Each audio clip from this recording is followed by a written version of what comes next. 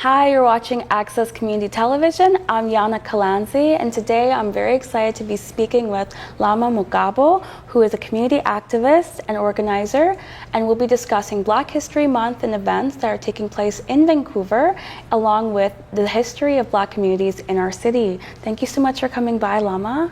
Thanks for inviting me. Could you give us a bit of a background about Black presence in Vancouver and a bit of the systemic marginalization that these communities experience upon their arrival, and connect it to why Black History Month is so important to be celebrated? Yes, the first large arrival of Blacks in British Columbia took place in 1858. 1858. There was a governor in Victoria called James Douglas, who was half Black. His mother was a Creole from Caribbean, and his father was European.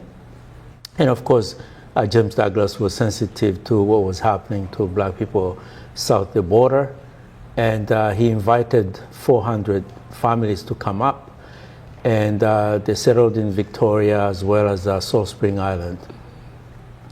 And then later in 1910, people started arriving in what was known as Hogan, which is a community adjacent to Chinatown.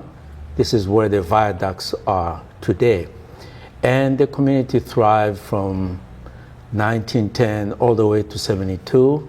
It was known for soul food, for jazz music, and but it was also a red light district, we must admit.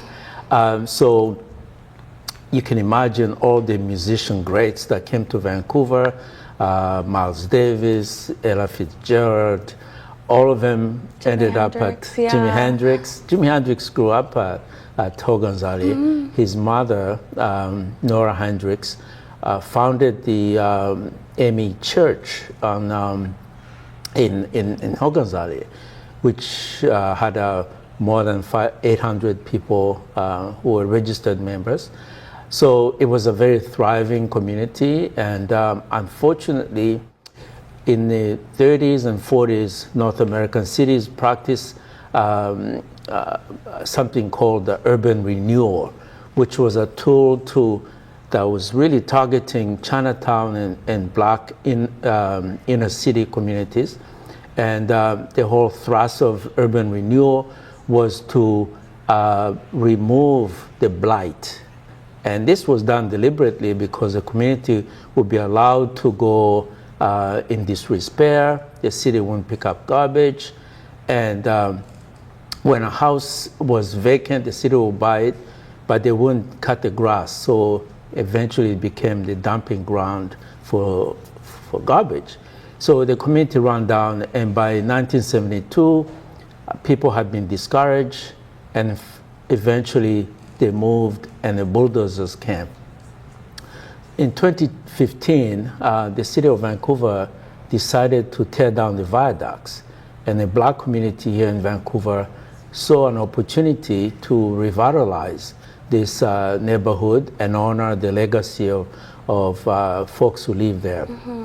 So this year, at the end of January, the rezoning application of these 2 blocks that will be available after the viaducts are removed will go before council, and we hope to bring back this Black community that was destroyed in 1972. And so far, the Black community Hogan Working Group has been working with the city to redesign the area.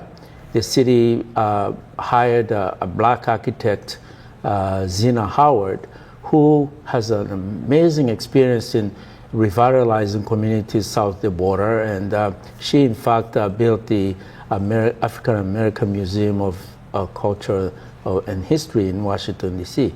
So we're really excited, and we hope that council will approve this rezoning application. And once it's approved, then the viaducts will be torn down and process of reconstruction will begin. So maybe 5 years or so. Right. It's crazy how a lot of people don't realize that the city of Vancouver has played such a pivotal role in the displacement and erasure and dismantlement of Black diaspora in Vancouver, for sure. What Black history events are you going to be a part of this year, Lama, and where are they taking place? Yes. So we're always excited when February comes around. Regardless of the fact that this is the shortest month of the year. But we take pride in promoting our culture and really educating Canadians to understand the role that Black people have played over the years in developing the city, in doing all kinds of activities. So this year there will be activities throughout the city. And we invite folks to watch Hogan's Alley Society website. It's hogansalley.society.org. We'll have activities here at Carnegie. There will be a panel discussion at UBC Learning Exchange, as well as the Vancouver Public Library, and the Vancouver International Film Festival will be screening some films to commemorate this amazing history. And so we hope that people can join and enjoy it. For sure. I went to the UBC Learning one last year, and it's really wonderful, and I urge our viewers to totally take time to check out all these events. But thank you so much for coming by, Lama. I really enjoyed catching up with you and hearing about all your wonderful initiatives. Can I just flag 2 events? Yeah. There will be 2 book launches that you might be interested in. One is by our own Vancouver writer, Chelene Knight.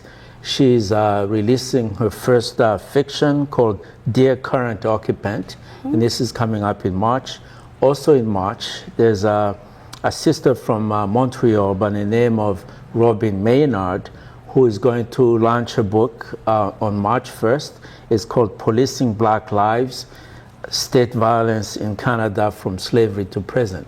So these are really exciting events. We hope people can come and be part of this discussion. And absolutely. Yes. Thank you so much for coming by to Access, Lama. It's been a pleasure catching up with you. My pleasure.